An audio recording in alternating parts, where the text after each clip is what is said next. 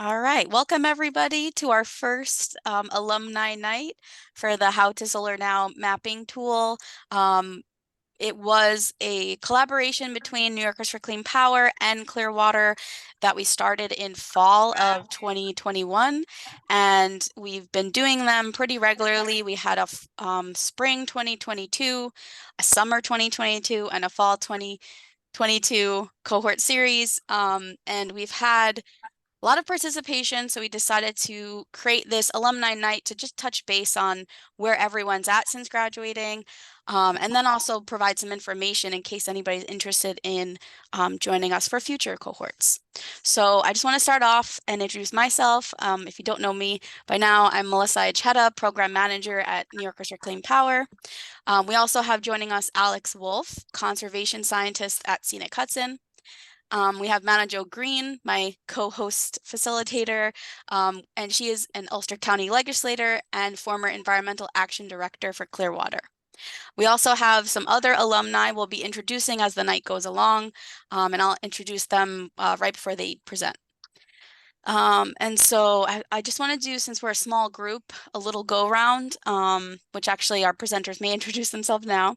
But I will pass it to, let's see, Mary Ann. If you just want to introduce yourself, your name, your pronouns, what entity you're representing, if any, and your municipality, and I will actually just paste that in the chat as well.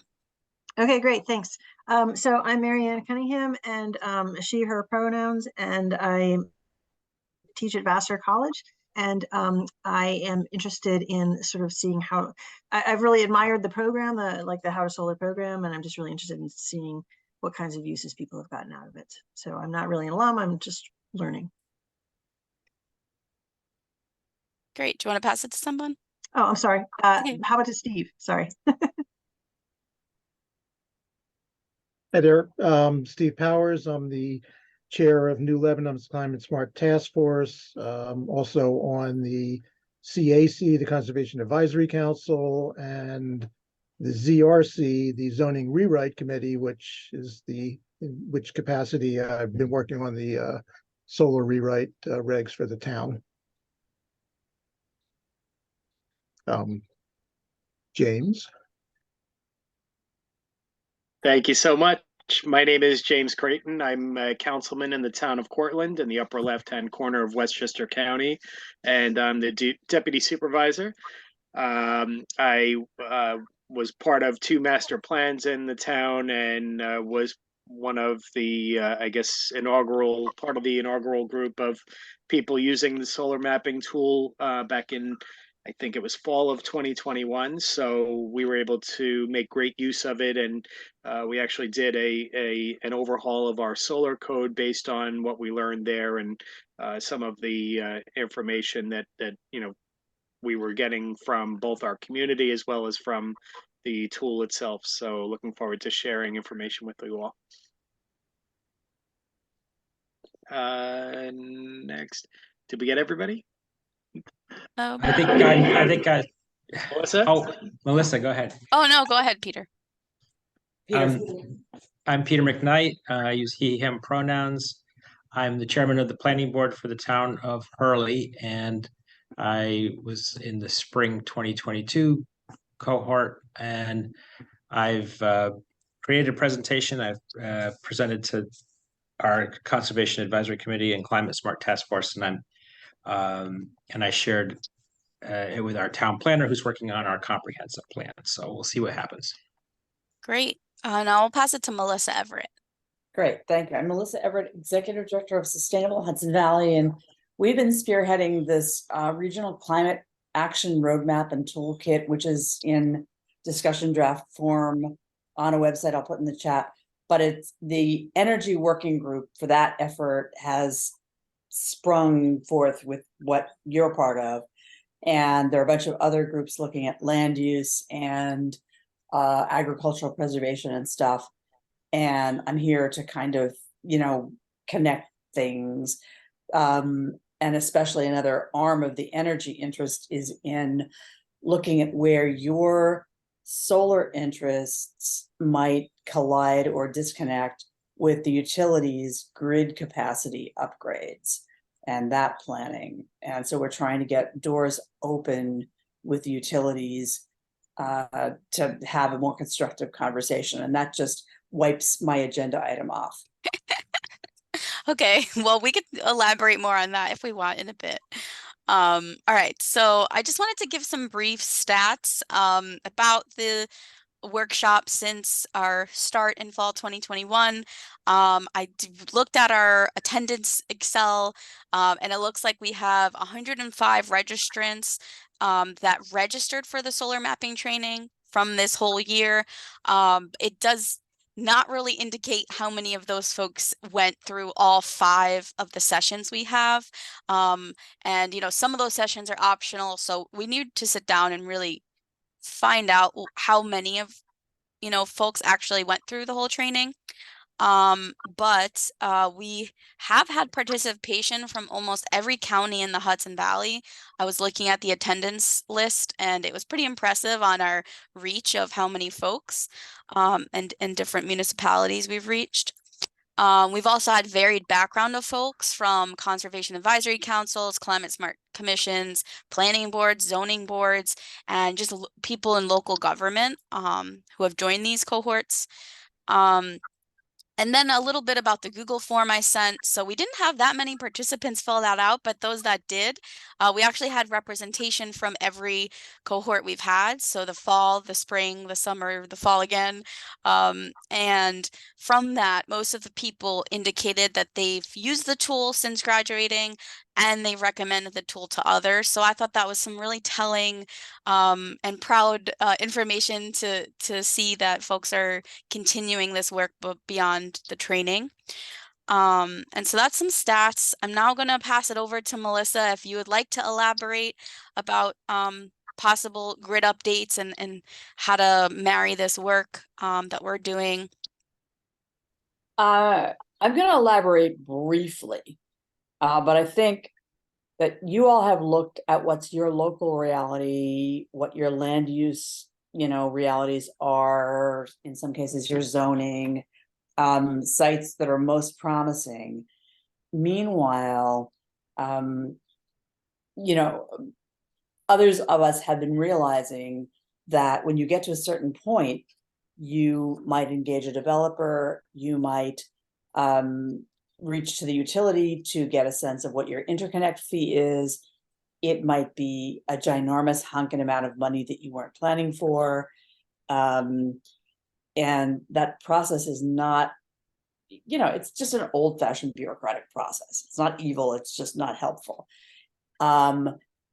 For several years, the larger energy working group has been thinking about and mindful of a process that happened on Long Island where they actually brought utilities, landowners, farmer groups, environmental organizations and so forth together in a structured process to think together about how to put renewables in the right place and,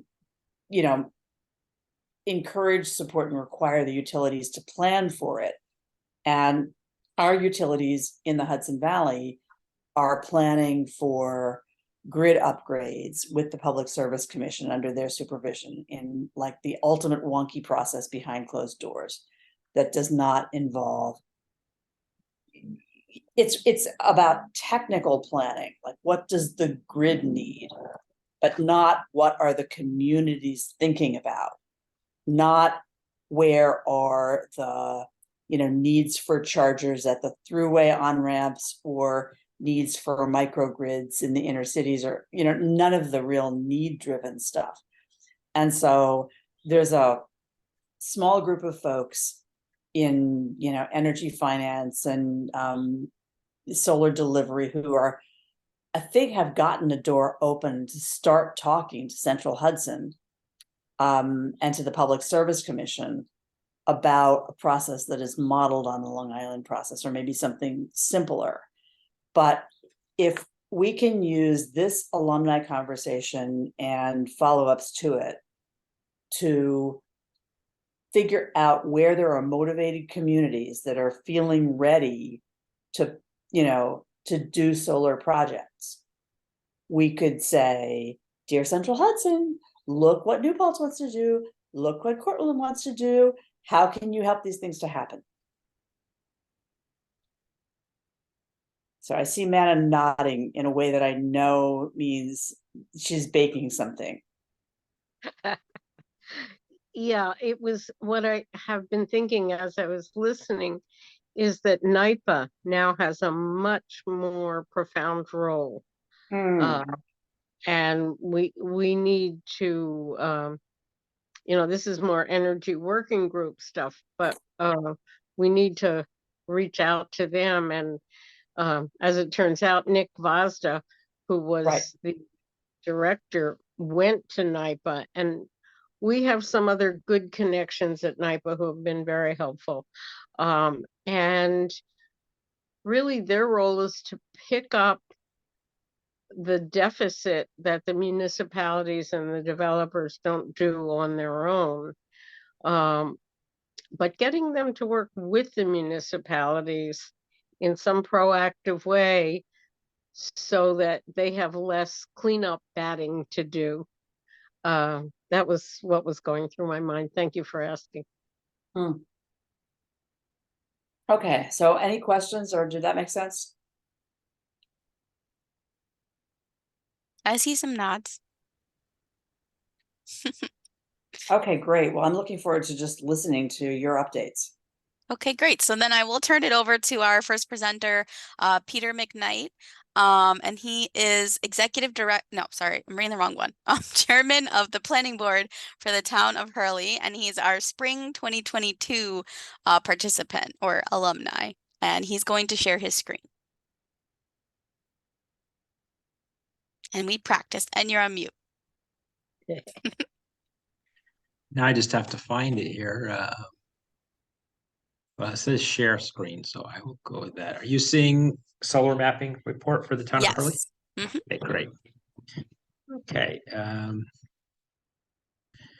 how many minutes do I have? I don't want to hog up time. You can take some time. We have until 8:30 for this meeting. We don't have to, meet till that time, but yeah. All right. I won't drag this out. So, as you may have guessed, this is a presentation based on what I learned using the Scenic Hudson mapping tool in the classes and other information I gathered along the way. And just basically going down the template, the first thing we thought about was rooftop solar and how we would like to encourage rooftop solar for as many homes as possible, even though it's not big giant rooftops. The more that happens at this level, the less we have to find places to do solar elsewhere. But those big rooftops do exist even in a small town like Hurley. We have a Hannaford grocery on Route 375 that fits that 20,000 square feet model. And the old West Hurley School, the Numrich Arms Building,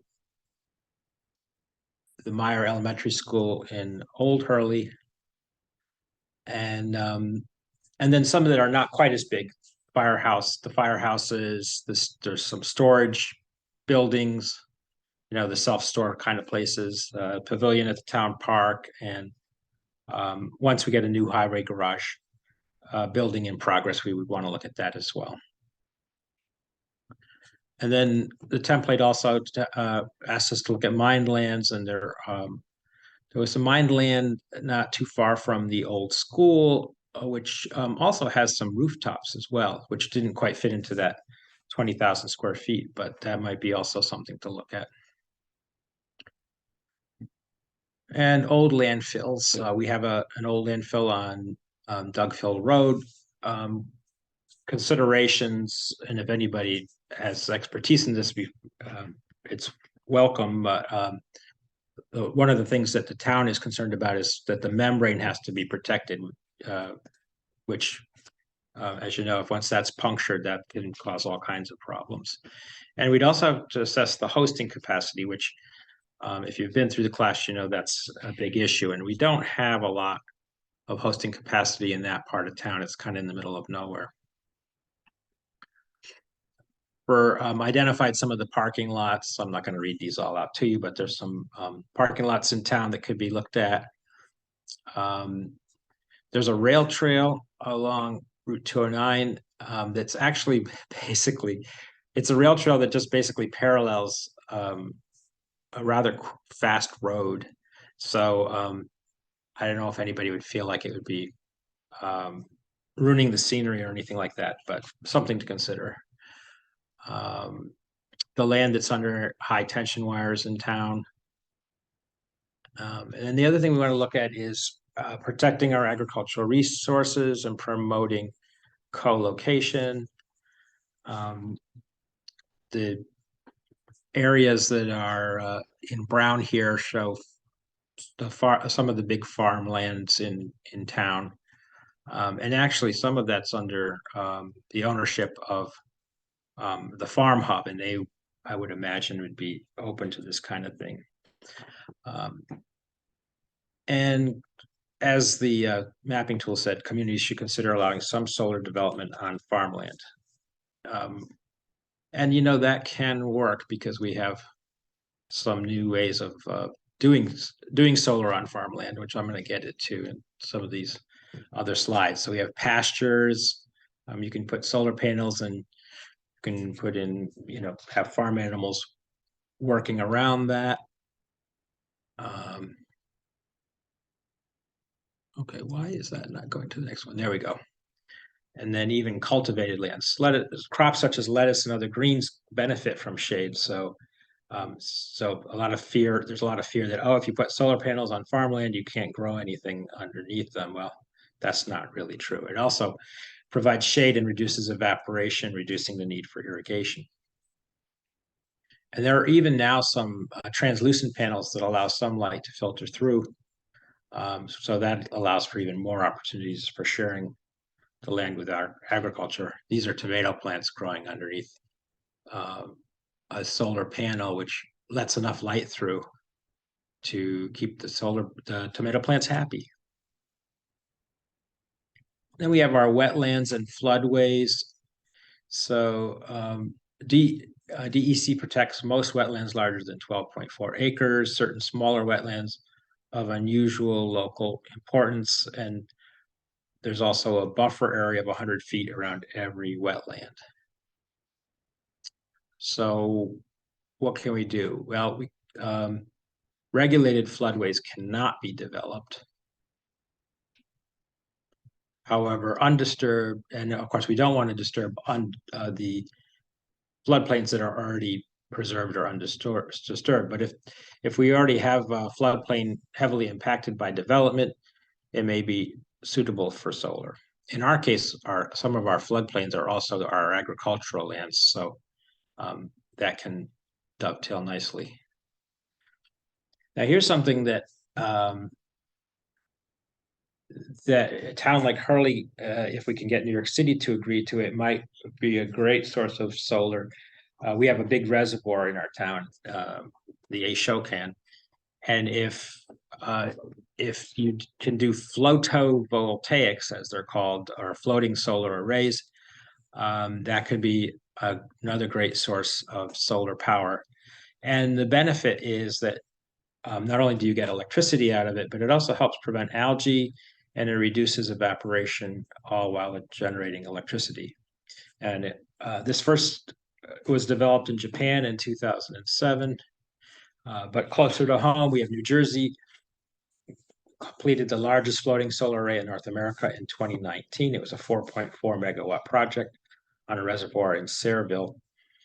Now, some of the local folks were concerned about the effect it might have on fishing, but you know, if you space it in the right way, and you have some open areas, you could certainly still have fishing commingled with the panels. Cohoes will be the first municipal reservoir in New York to install floating solar panels on its reservoir. Now, we also want to protect biodiversity and habitat. So in our town, there's some areas It has a mind of its own. On 28, and there's also a huge escarpment area north of the Esopus and along the Esopus Creek and some other areas in town. Whoops. Okay. Now, the other big concern is core forests. So actually, before I took this mapping tool course, there was a proposal to build to tear down forest and put up solar arrays in a part of town. I don't know if you could see where I'm. Yes, okay. So somewhere down in this area here, there was some land for sale. There was some folks who wanted to buy it, tear down the trees, and build a solar project. But our zoning code wouldn't have allowed for it, so they decided to look in Marbletown. I don't know what actually ever happened with that. But these dark areas are the core forests, and those are not a good choice because those are, capturing carbon and storing carbon. So we don't want to be messing around with those. They also have great ecological value. And we also, here's an example of a core forest on town property. We have some people advocating that putting a highway garage in that core forest, which doesn't really make any sense, especially since the road is over here. So you got to build a road into the forest in order to put a highway garage. Doesn't make a lot of sense. And of course, a town like Hurley, which has a lot of historical areas, we want to keep that in mind before we start putting up a lot of solar panels that may not quite fit in those particular spots. So as I alluded to earlier, the distribution lines are an issue if you want to go into certain parts of, rather if you want to build a large solar array. So the term that's often used is hosting capacity. It's the amount of electricity a distribution line can carry. And it must have spare hosting capacity to build that solar project. So you can build a big giant solar project, but if there's no hosting capacity, that electricity is not going anywhere. So upgrading the distribution line will be required, or you would site closer to areas with higher capacity. So let's see, I have to move this so I can see. Yeah, so the brown lines are actually providing the least amount of capacity for distribution. And in this case, the light blue line here might be, in this part of town at least, might be the best distribution. So if you were to put panels on the Hannaford Market, which is right around here, there's a pretty good chance that these lines could handle that. Whereas the old landfill on Dug Hill Road is over in this area, might be an issue. To have to check with Central Hudson and so forth before doing anything like that.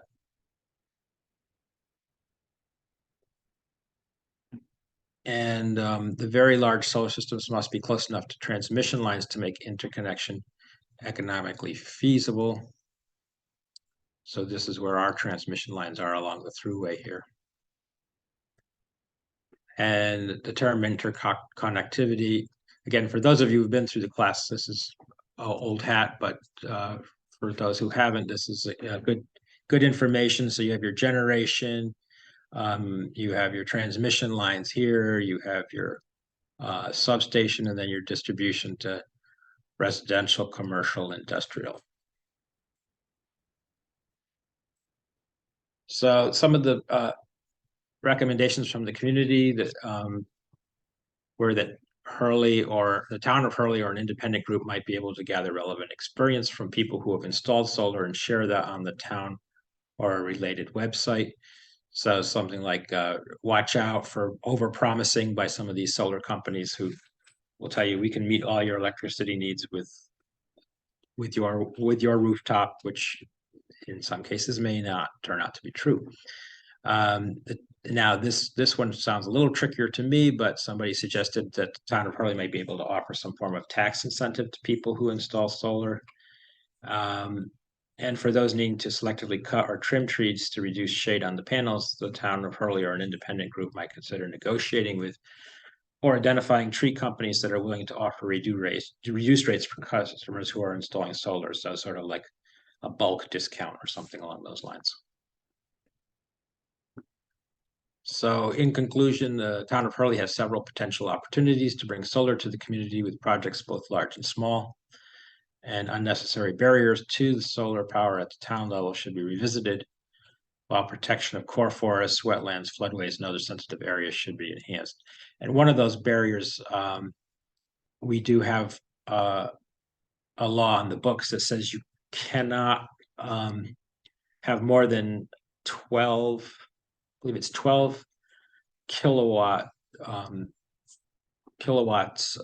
worth of panels. I'm not sure I'm saying that right, but there was actually a neighbor of mine who wanted to put up a 15 kilowatt array, and he had to reduce it in order to meet the town laws. So something like that might be revisited.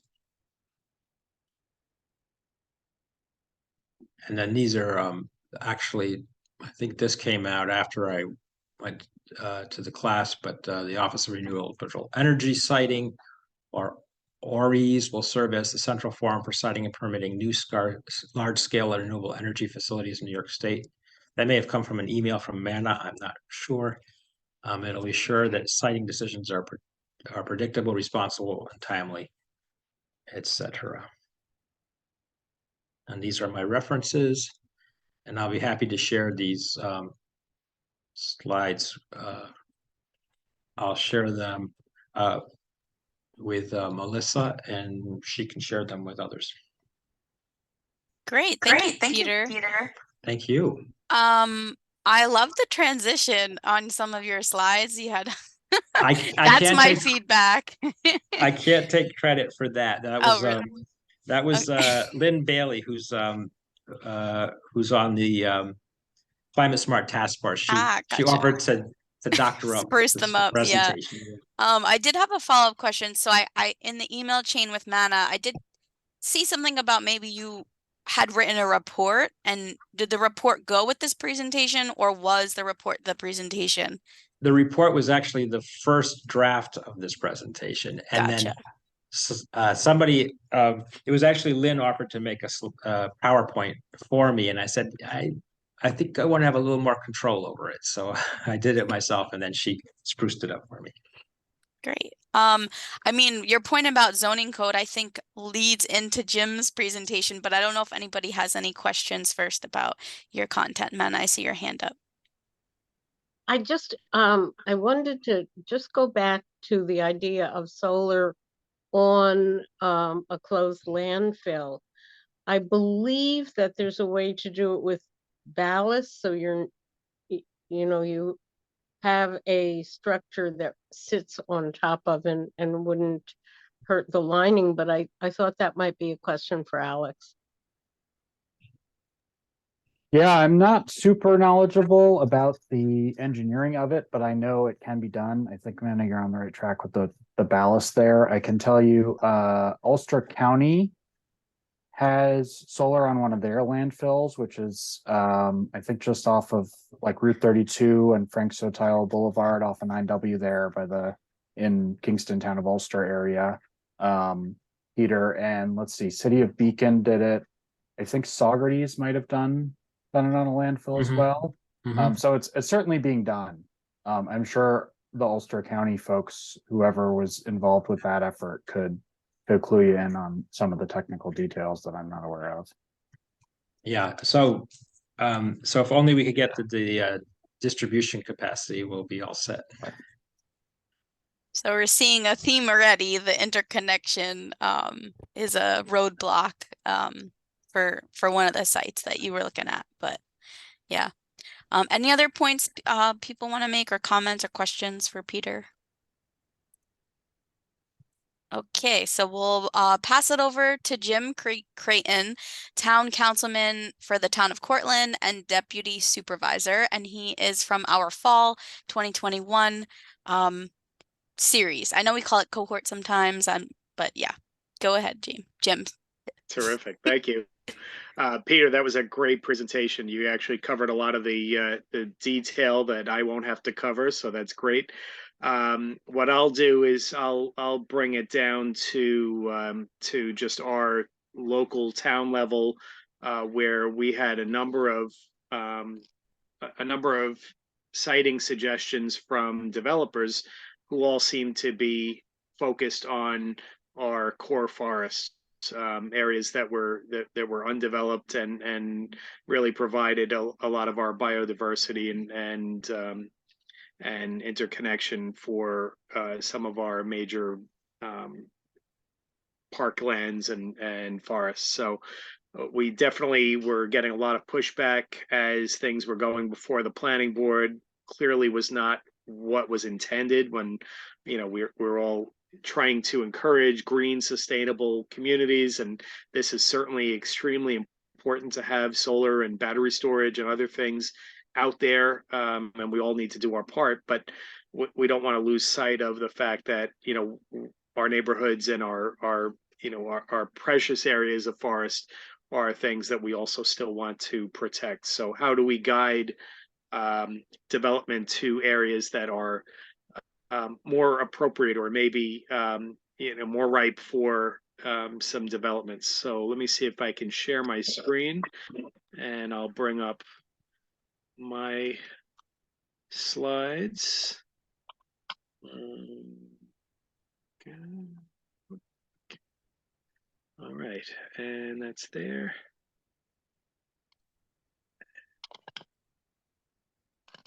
The bottom right next to the Bottom. minimize. To the left. Got it. That's right. We went through that. Thank you. So the town of Cortland did endeavor to do a solar code amendment as we were underway with this project with Manajo and Scenic Hudson, and really wanted to make use of the tools and be sure that we were doing the right thing. So as we prepared for that, the town of Cortland put into effect a short moratorium while we were working through the program and allowing us a little bit of time to amend our zoning code. So what we were trying to do really was to mitigate the impacts of solar energy systems so that we could ensure that we're, honoring the environmental resources that we talk about protecting so much, and be sure that while we're doing, something important for our environment by providing solar capacity, we're not impacting wildlife and forests and agricultural lands and water bodies and things like that. So we went ahead and did our update, and what we came away with was an amendment that tried to combine, solar with our reach for sustainability. And one of the major takeaways that we did was really we tried to figure out carrot and stick approach. We really wanted to incentivize people putting solar in the right places. So what we ultimately ended up doing was reformatting tier one. Tier one before the update was really just roof mounted solar. And we were very successful with that. We had a solarized campaign early on. We actually had two solarized campaigns. We combined one with the village of Croton at one point. And so we had a lot of very early adopting rooftop solar in our communities, which was great.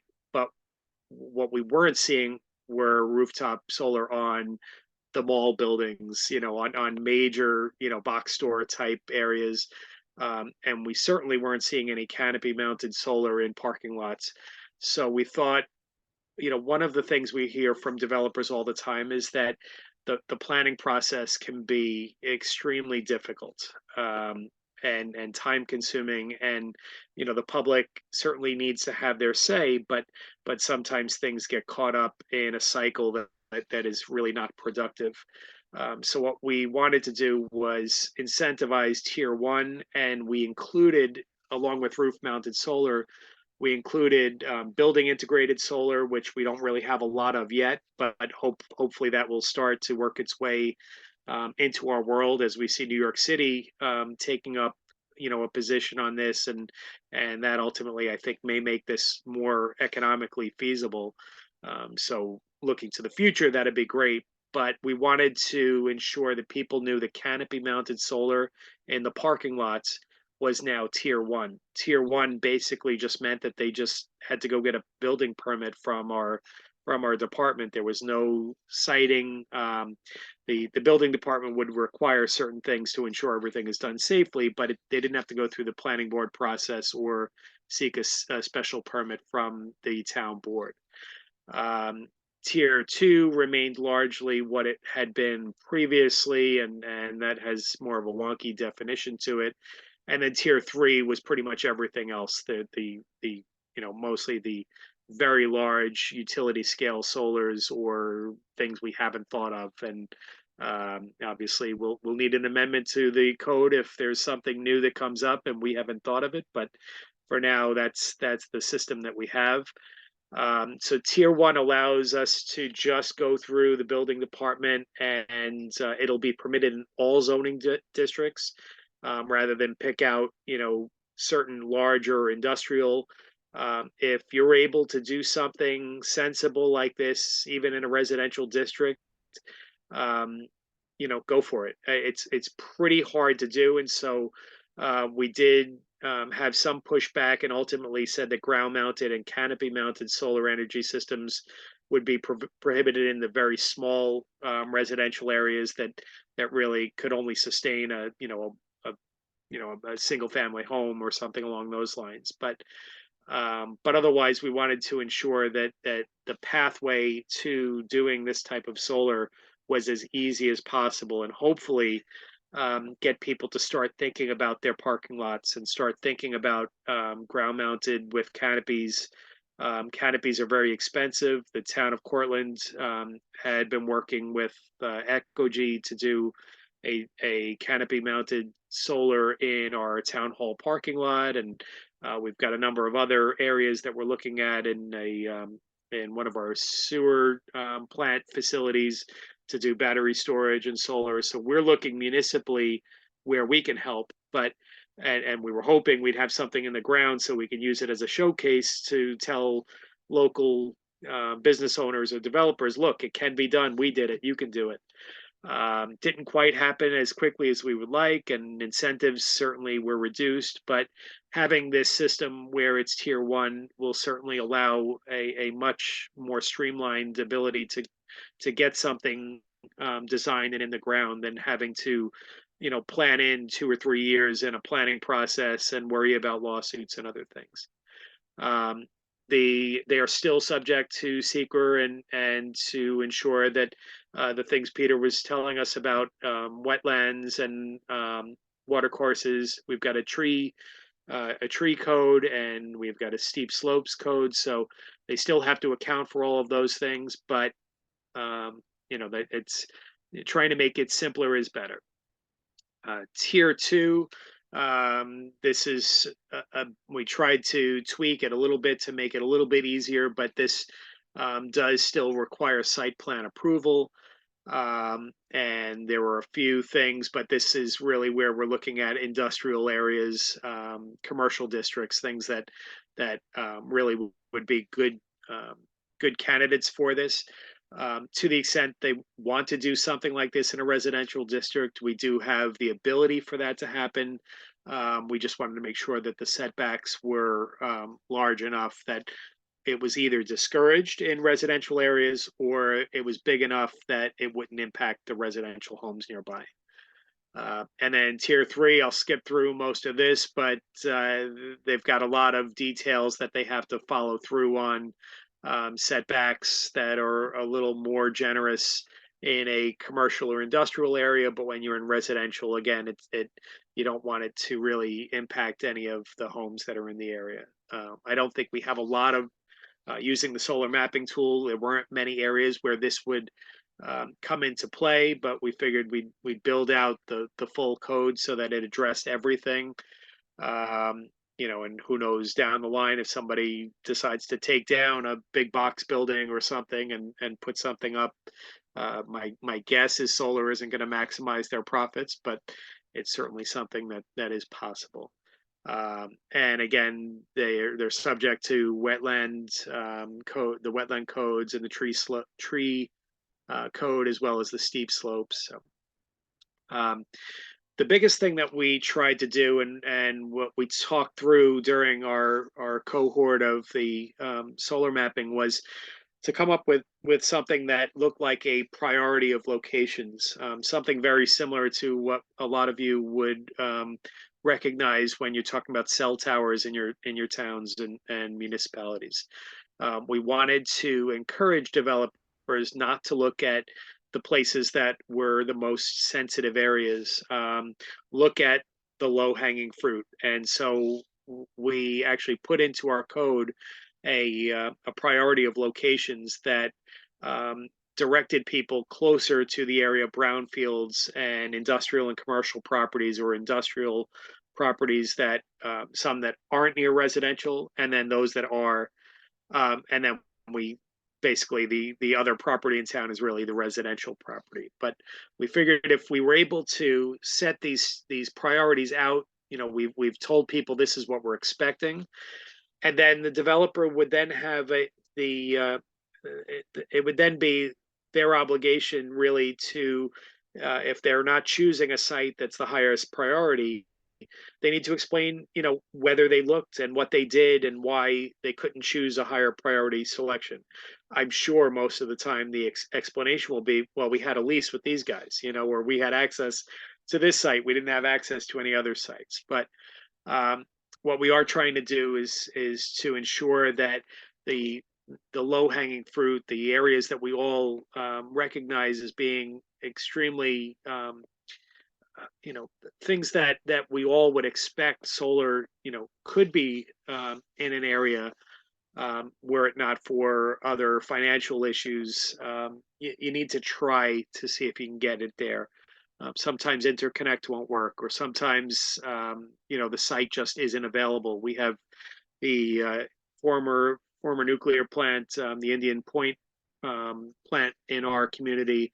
So there's a lot of land that is very industrial, but is not available to people because the site isn't released by the federal government yet. So that they obviously get a pass on that. But while we're directing people towards sites like this, we are starting to talk to other entities that that often point to regulatory agencies and say, well, we can't do it because the federal government says we can't. Enbridge has a large pipeline running through most of Cortland, including over by the Indian Point facility, and we're trying to encourage them to consider or the possibility of allowing solar panels along the right of way of the pipelines. Not sure if there's any reason why that couldn't be done, but certainly there are wide open areas that don't impede access for repairs or inspections, and yet perhaps use these byways that are open and allow that to be used for solar. So we on the town side are engaging with Enbridge to see if there's a possibility that they would open that door. And then there are other areas where whether maybe they want to do it themselves or somebody else can partner with them. Let's see what else. As they go through this process of looking at the priority rankings, they sort of have to jump through some hoops, and it's really meant to help them to look at the places that are the most appropriate places. That doesn't mean they can't build in other places, doesn't mean they can't propose something in a core forest, but the likelihood is that after they go through the process, they may end up with without the permits they're looking for. So we want to be sure that developers know what we consider our priorities, and have some at least some sense of what we're looking to approve and what we're hoping to divert their attention away from. And then finally, I think these are just the last two notes. we still send all of our solar applications to the Conservation Advisory Council for their review and report. The town board, the planning board aren't always the experts in this, so we want to be sure we have enough eyes on the issues so that we don't miss anything. But we did want to make sure that there was some detail on how quickly they can get back their referrals, so something doesn't get hung up for months at a time. And then finally, when we have community solar in our community, we like to ensure that our community members are able to benefit from that. So we try to get each of the solar entities to at least commit to offer the community solar to town residents first. Doesn't mean that that they may not necessarily be required to, or the state may step in and say you can't really do that.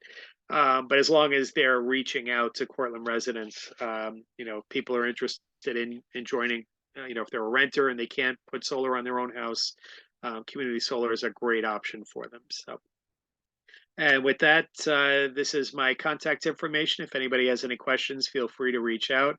My email is jamesc@townofcortland.com, and my cell phone number is here as well. So thank you so much. I appreciate the opportunity to share with you some of the things we learned, and I hope everyone else is learning a lot from the tool, and there's always more to learn.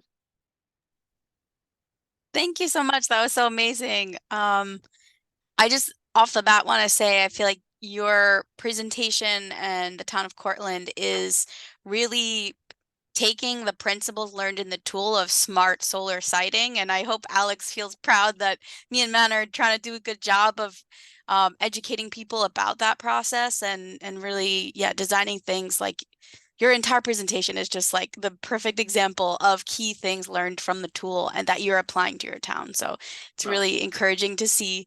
And thank you for sharing. Does anybody have any questions or comments? We're so thankful to Peter, to Scenic Hudson, to Manajo, of course, to you. We learned a lot, and it's great. So happy to answer any questions or pass it on to the next. I have a question, actually, if I can. Yeah, go ahead. The great presentation. I mean, both of these presentations were really amazing. And your comment about a lot of the decision process probably comes down to which landowners are interested in talking to developers. Like, that sounds like really right on. And I'm wondering if you had conversations about, after you as a community have figured out your preferred areas, have you talked about talking to those landowners and say, hey, here's a developer's phone number? We have. It's a delicate process, but there are some very easy opportunities for some landowners that they may not necessarily be thinking about. Actually, one of the easy ones is that the county of Westchester owns a it's not really a dump, it's not really a landfill, it's a frit pit where burned garbage, the ash from burned garbage is stored, and it's under a membrane as well. And for years, I've been banging on their door asking them, please get this. There are ballasted there are systems that don't pierce the membrane. This is a perfect site.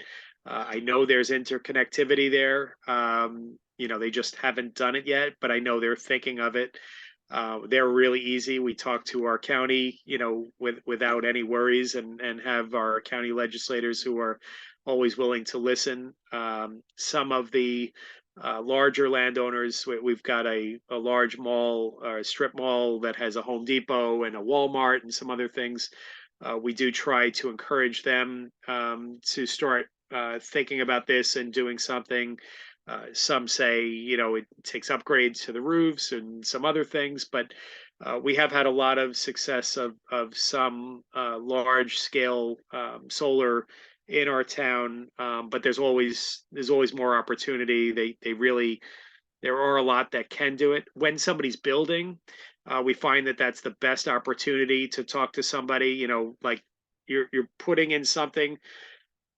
Please consider putting solar on this. This is a no-brainer. And what we try to require, even if they sort of shy away from the solar because it's not in their realm of building, they want to get that envelope up and then turn it over. but we do make sure that the roof is built so that it can accommodate solar from day one, and then that way they find that there's another economic incentive after they've done the building. They can actually get somebody up there and they'll lease space directly off of that. So we do have one large soccer facility that's building, and they'll be they're actually building on town property that they're getting a lease back, and they're actually going to be using the solar on the roof to pay back some of their some of the bonding and the lease. And we're making sure that if they ever go out of business, we still have the solar that we'll get the benefit of, and the bond will be paid off, so we'll never have to worry about that. But yeah, it's a dance. We want people to do the right thing, but very often they're not thinking about this. This isn't in their core business. Thank you. That was a Jim- great question. Any other? Yeah, just Yeah. to follow up on that, you were saying about ensuring that the buildings are built so that they have the roofs can support solar. Is that in the code now, or is that just sort of you It's encourage but can't legally require type of thing? It's not in our code yet. It is something that we're looking at. A number of planning board is very interested in this because they have the conversations and included as as some of the in the notes as they get their approvals. But right now it is technically more of an encouragement. But I think most people see the value in it. It doesn't really change their bottom line. They're right now the code is pretty solid to begin with. They might have built roofs in the past that weren't as solid as these are these days with hurricanes, and we're dealing with a lot different conditions than they had 50 years ago. Great. Any other questions? Oh, no. All right. So we have Steve Powers here who also wants to provide updates since graduating from the spring 2022 cohort, and he is from New Lebanon. Steve, do you want to take it Sure. over? I don't have an official presentation. I'm sorry. That's okay. I did not reach you're- out. I'm sorry. You're lucky I don't. So anyway, for those who don't know where New Lebanon is, we're in the northeast corner of Columbia County, a small town, about 2,300. So a little history of our program here. The town board asked the ZRC, which I'm on, to redo the code after the comp plan upgrade in 2021. The existing regs, which are actually still on the books yet because we haven't finalized this yet, date back to 2017, and they limited it to large-scale projects to the commercial district. But they stipulated that ownership had to be 75% owned by New Lebanon residents. So basically, as you can imagine, we've had no applications since 2017. There's some talk that was intentional. I look at or refer to the ZRC as sort of a microcosm of the town. We have people on it who were involved in that original plan who don't want any solar in town at all, except rooftop. And we have the other extreme, people who think that what we've come up with is not liberal enough. So we had to find some middle ground there. So the town board really wanted to open it up to other areas in town, but they're concerned about the state imposing the 25 megawatt projects on like the Craryville, Shepherd's Run here, which is unlikely. But anyway, that was a big concern from their side. We looked originally at solar overlays for certain areas of town, but finally settled on including most of the commercial district that it is allowed in now, and 2 parcels in agricultural areas, agricultural zones, including one in the Darrow School, which is a private school in town, which had applied, I think, back in 2019 for a 4 megawatt project, but was rejected because the Zoning Board of Appeals didn't like the fact that they were selling electricity. So I tried to explain to them that's how these things work. But anyway, so we have opened it up to them on their property in the same area for potentially as much as 5 megawatts. That's the limit that we've made it made for the town itself is 5 megawatts projects. Basically, it's with the lawyer right now. He's been rewriting everything, and we got the 5 megawatt limit from actually NYSERDA's whatever the official planning document is called. I think town of Evans had that, and it was on the website. So it was easy to go back and refer to that and say, hey, look, it's on the NYSERDA site here. You know, you can limit it to 5 megawatts. What else? One, and I mentioned this actually during, I think, Alex, I had asked you about this. We had looked at the project that was proposed for 4 megawatts previously. I had spent 2 months trying to get a hold of somebody in NYSEG who could clarify whether there was available hosting capacity there. I got the head of the NYSEG interconnectivity department on the phone, and we looked at the map, and he said, yes, it is. But the official NYSEG hosting capacity maps shows it isn't. And it's far from the substation where it is. So, you know, basically, I tried to promote the philosophy. I think, Mana, you had said this during the course, which was that we have to look at the future. And if it isn't available now, it could be in the future, and hopefully it will be. So, so basically, that's where we are now. And, you know, I think that there are some certainly on our committee who feel that we didn't push it far enough. But as I said, we had people who would vote it down. And I'm surprised that and pleased that they agreed to the 2 agricultural area zones in town even. So that's about it. Great. So I'll add to the roadblocks aside from interconnectivity, you know, zoning and maybe like local opinions. I don't know what I would even categorize that as, but Oh, yeah, yeah. we're trying to take a tally of like what, you know, issues people are facing since graduating. So Yeah, yeah. and I think that there's it extends to both sides of the political divide too, where there are people who are in favor of renewable energy, but not in their backyard, and they don't want to see it. Mm-hmm. So, you know, I've heard that comment, and then there are others who are not in favor of period, regardless of where it is. But Yeah. it's what we have to contend with.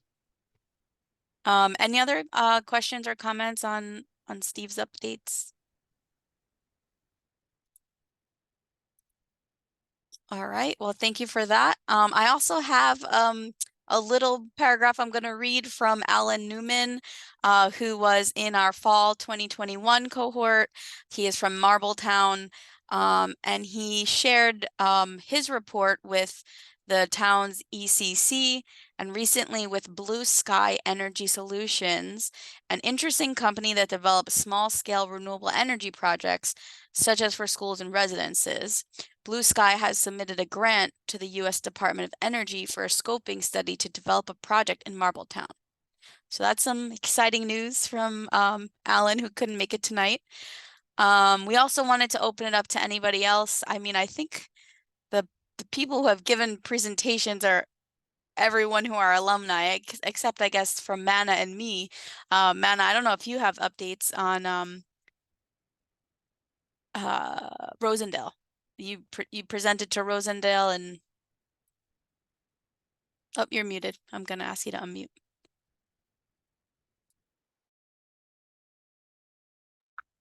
Sadly, we unmute. I mean, sadly, we have not made progress. I think Penny and I put together a very good report. There was a time when Rosendale was an environmental leader.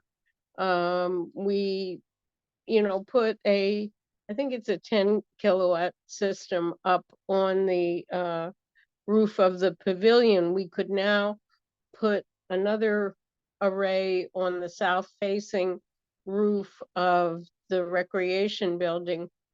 And that was one of the recommendations. There were many recommendations, but our environmental commission and sadly our town board don't seem to make these things a priority. So it's not so much NIMBY, it's just not fully appreciating how serious the global climate crisis is, the fact that there is a law and we each have to do our share to meet the goals of CLCPA.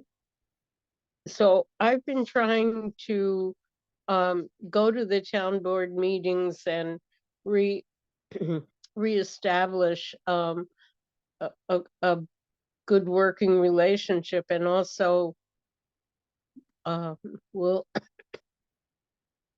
try to get to the environmental commission meetings.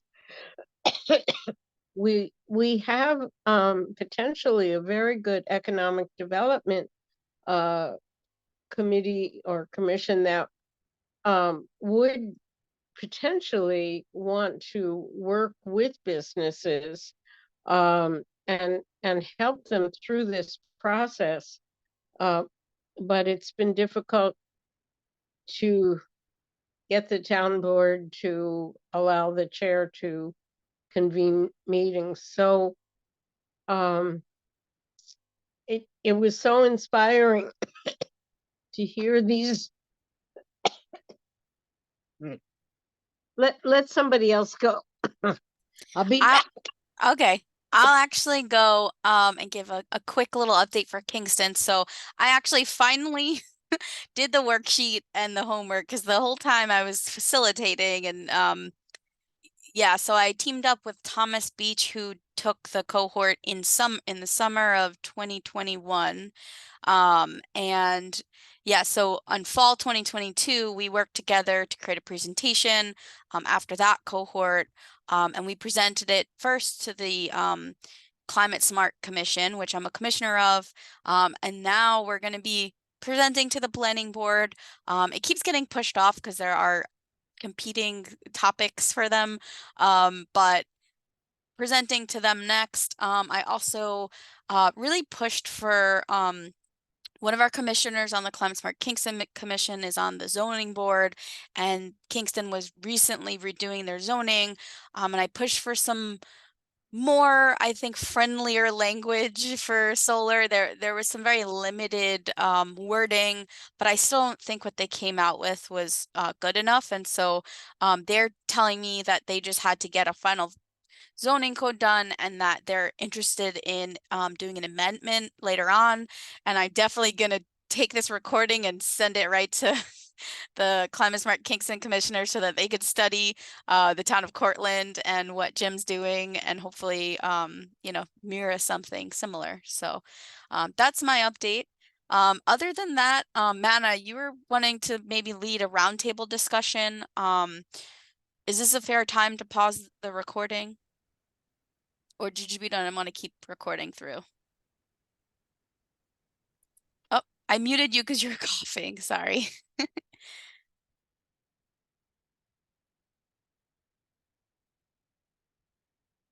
Nope. We can't hear you still. There you Okay. I think we should keep recording. I've already said some things that I'm not sure how people will react to, but we are in a global climate crisis. We do have a law, and it really behooves us to act accordingly. So I had two questions, and we have some of our star students here, so you may not be representative of each of the cohorts. more typically, but I was first wondering kind of what worked and what didn't, in terms of how Melissa and I and Alex can make the training both more effective and helpful, and also how we can overcome the challenge that I just spoke of in Rosendale, where we have a good report and we know where this solar can and should be developed, but we don't have municipal engagement. So I wonder if anybody wants to address that, any of the folks who have been through this process. What works, what didn't, what could we do better, etc.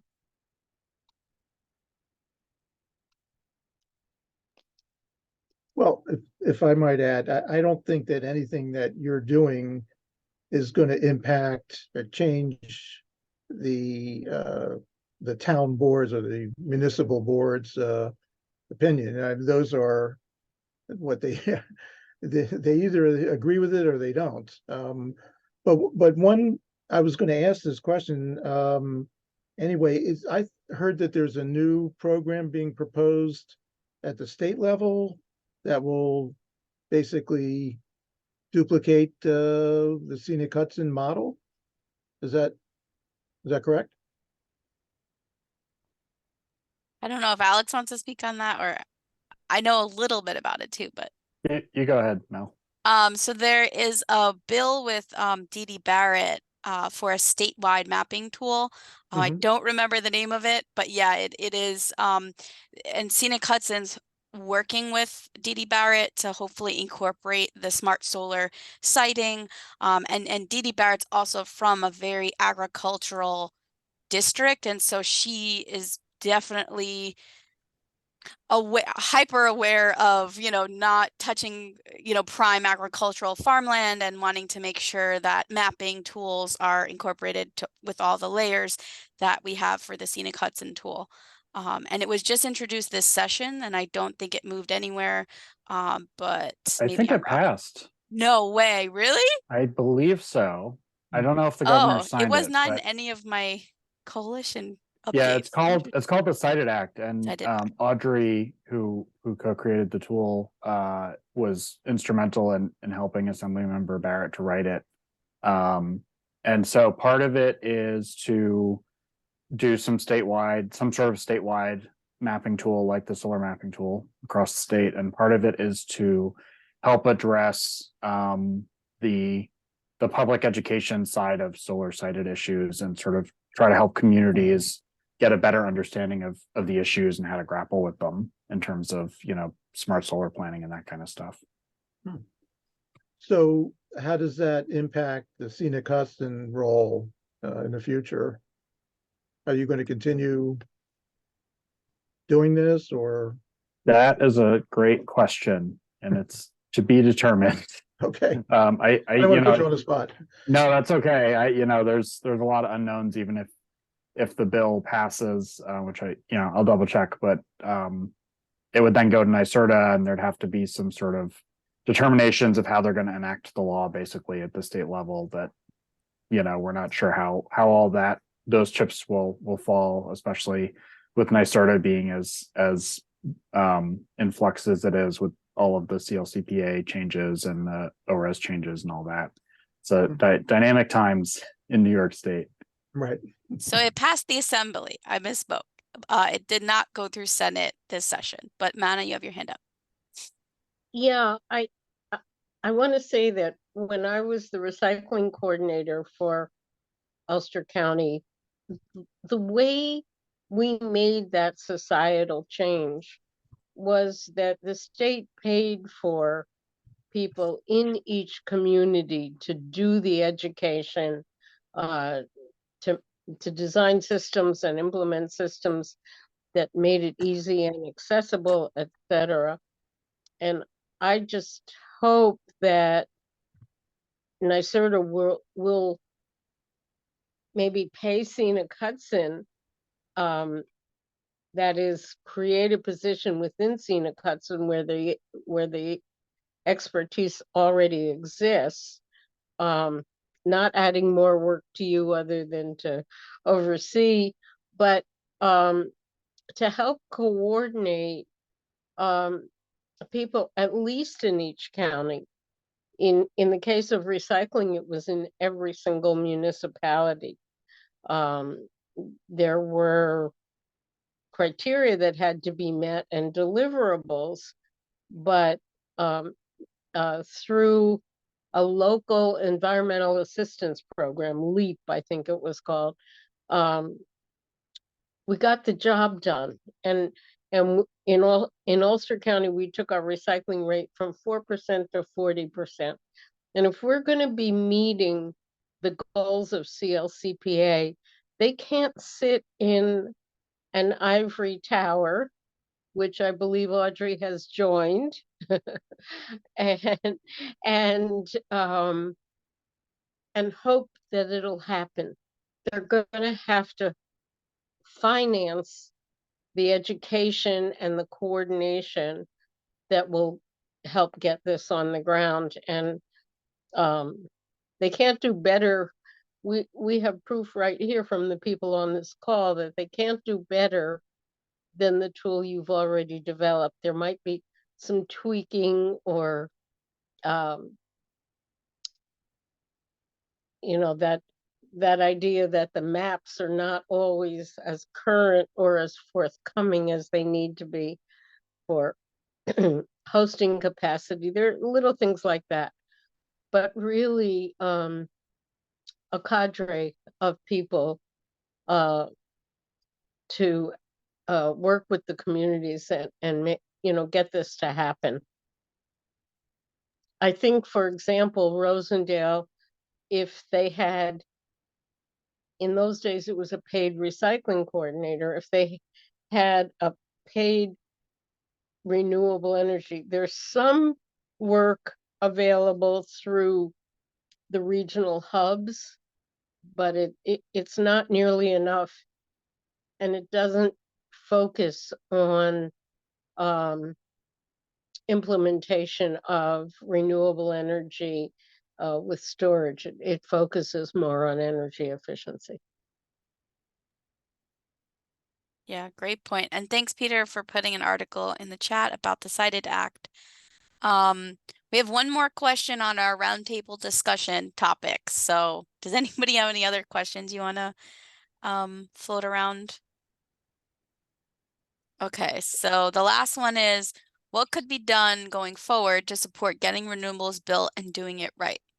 This was submitted by Melissa Everett, and I think we touched upon some of the stuff, during some of the solutions to this question during the call about grid capacity. Yeah, I put that out there at the beginning of the evening, and I would just say there are machinations to try to get dialogues with the utilities and the Public Service Commission to, look at how their grid modernization planning is connecting with local planning. And Manna and Melissa are in the middle of that as well.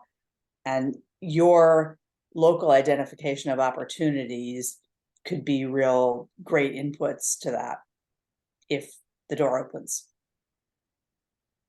I have two more quick things, if I may.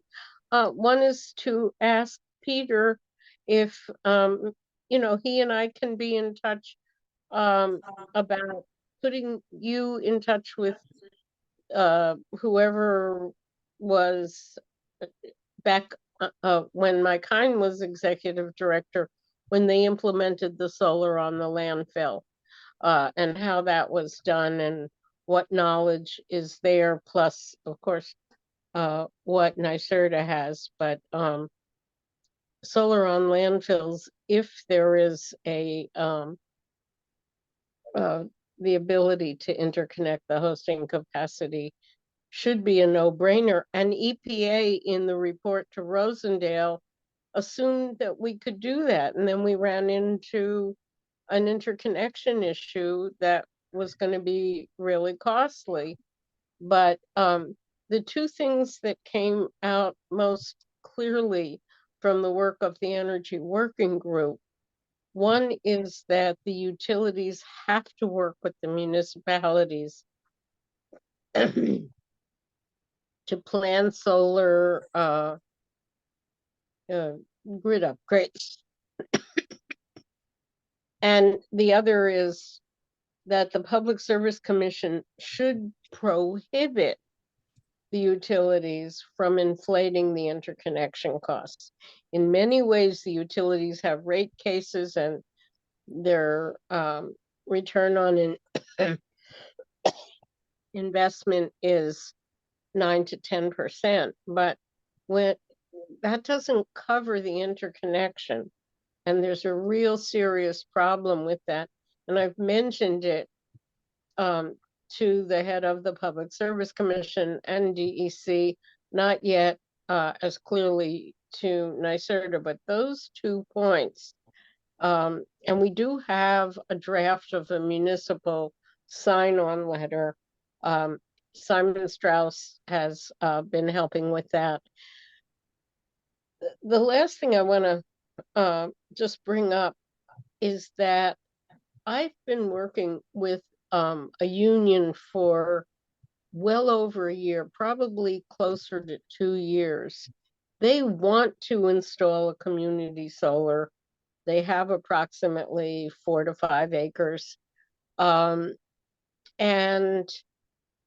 it's been incredibly difficult to find a developer that will give them a proposal that makes sense. Simon is now working on it, and I think we'll get to the bottom of it and get the job done. But essentially, I was trying to help this entity who, first of all, it's a union, and you know, that blue-green alliance is really important, and completely willing and wanting to do something that makes sense. And I reached out to the people I thought that could help. And I think we've been through 6 sets of getting a potential developer all the bills and also, you know, I believe Penny did a map using the solar mapping tool, and getting that project built is turned out to be harder than I expected. And we can't afford that. We have to identify the obstacles and break through them. But I think it's time to move that municipal resolution. I think we've got 4 or 5 municipalities right here that might be able to agree to that, and maybe Ulster County as well. And that might help the Public Service Commission, NYSERDA, and now I'm always going to include NYPA, and to a lesser extent the New York ISO. But it all fits together, and I just am very grateful to everyone for doing such an excellent job. And I think we can share this video with everyone who couldn't make it tonight, and possibly even Melissa Everett. Is there a place to tuck a link to this under energy in the roadmap that you're developing? That there absolutely is, yes. hbclimateactionroadmap.org. We can absolutely put in the Learn to Act section under energy whatever Melissa I sends, and we're increasingly spreading that around as a discussion document. That's kind of like a place for people to come for everything. Yeah. Right.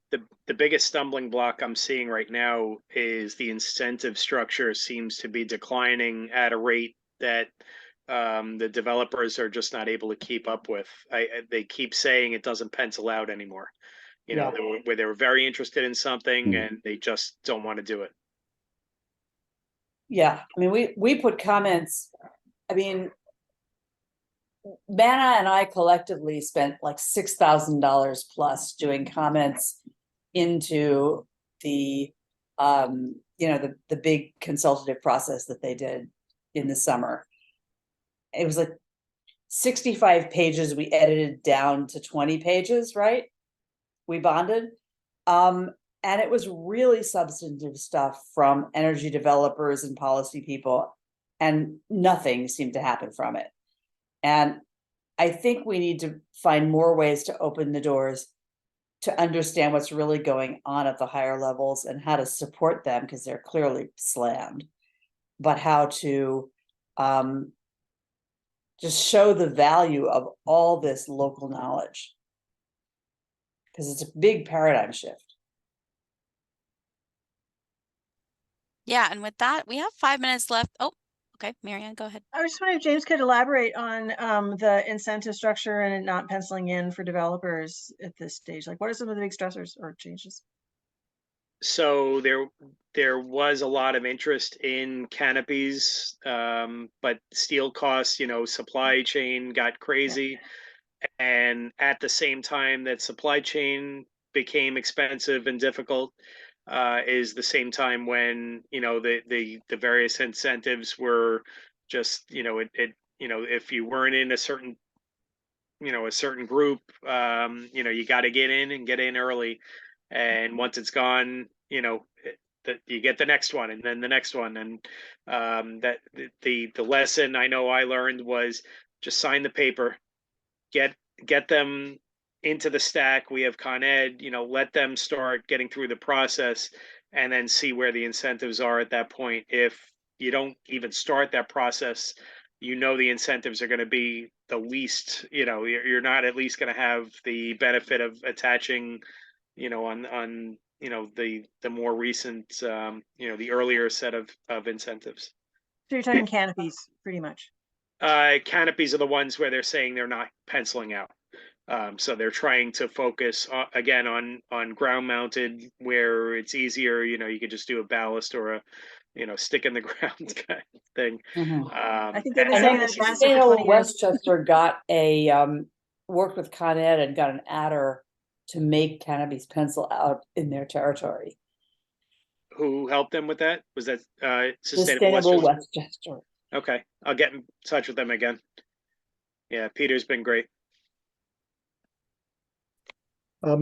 Melissa, can I ask about the, all right? Yep. About the, this Long Island process, that you had mentioned? Is there something in writing? I'm on the Melissa county Everett. CSC here in Yeah, Columbia County. It'd be yeah, great Nature to- Conservancy and Consensus Building Institute pulled in a bunch of stakeholders. It was called the Long Island Solar Roadmap. It was a very strategic, well-structured, more than a year stakeholder process, but it led to a consensus on types of sites for locating the solar. That's part of what we want to do with the utilities. We're just beginning to get the door open for. If you Google Long Island Solar Roadmap, you'll find it. How long ago was that anyway? Maybe 2-3 years, probably 3 Okay. years. I want to say like 2017, 18. Yeah. Great. And Scenic Certainly Hudson advised pre-pandemic. it, but it's basically a generic model that can be adapted to the Mid-Hudson Mhm. for just figuring out the issues and looking at the priorities and getting folks to agree on the basics. I Sounds think good. I'll check it out. also so important about that is that it was a collaborative process and it included LIPA as the utility, as the major utility. It really was a model. And if we could find funding to have somebody facilitate a process like that with all the utilities. Because it's all our children and grandchildren whose futures are at stake. And you know, if the smoke from the Canadian wildfires didn't wake people up, I don't know what will. Yeah, it did, and it's a good time to do what we're doing. Yep. I see Alex, your hand is raised. Yes, thanks. I just wanted to, as I see we roll up on 8:30 here, I just wanted to take a minute and thank Jim and Peter and Steve for coming tonight and for sharing sharing their stories, because it's really heartening for me to hear, having built the darn thing, that it's really getting used and you guys are having success with it. So thank you all very much. Well, thank you for helping build the tool, Alex. And yeah, I think Yes, what thank we're you. learning from this roundtable discussion and sharing resources is that we need to keep these conversations going. And that's part of why we do the cohort style, so that everyone can say, well, I talked to this person and I got, you know, this utility talked to me. And so keeping these lines open, I think, is very important, and also great for case studies. So if we are doing future cohorts, or we want to apply for grant funding for the work me and Mana are doing, you know, like we love to hear what's going on, and any zoning code changes and projects being built or roadblocks, and how we can assist if at all. We're here for you. So with that, I don't know if anybody has anything else, but yeah, thank you for joining us for our first alumni night. Thank you. Brett, I'm stopping the recording. Thank Thanks, you. everybody. Thank you.